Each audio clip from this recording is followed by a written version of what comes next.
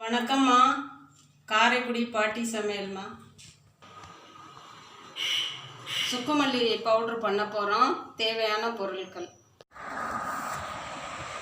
மல்லி 1/4 கிலோ, சுக்கு 100, திப்புளி 50, மிளகு 50, பட்டை 1 துண்டு, ஏலக்காய் 10 கிராம். மல்லி வறுத்துக்கணும். மல்லியை வறுத்துக்கிடணும். ஒரு தட்டில் கொட்டிக்கணும்.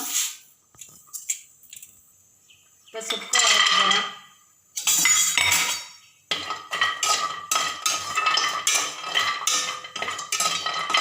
சுக்கையும் வறுத்துக்கிட்டேன்.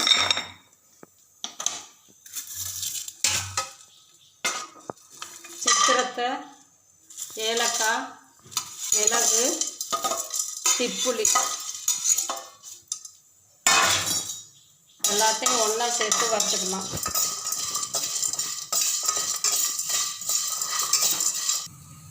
அதையே வறுத்து எடுத்தாச்சு.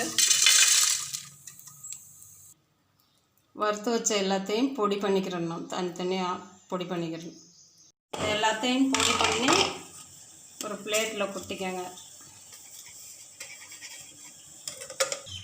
ஒரு பாத்திரத்தில் தண்ணியை கொதிக்க வச்சு 2 கிளாஸு 1/2 ஸ்பூன் போட்டு பனங்கல்கண்டு போட்டு ஆற்றி சாப்பிட்லாம். மல்லி காப்பி ரெடி.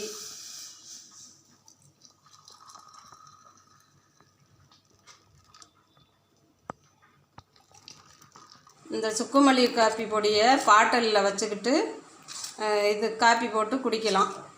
நன்றிம்மா. தலைக்கணம், இருமல், சளி இதுக்கெல்லாம் சரியாகும் மல்லி காப்பி. குழந்தைகளும் சாப்பிட்லாம், பெரியவங்களும் சாப்பிட்லாம். உங்களுக்கு இந்த வீடியோ பிடிச்சிருந்தா லைக் பண்ணுங்கள், ஷேர் பண்ணுங்கள், கமெண்ட் பண்ணுங்கள். இந்த சேனல் புதுசாக பார்க்குறீங்கன்னா சப்ஸ்கிரைப் பண்ணுங்கள்.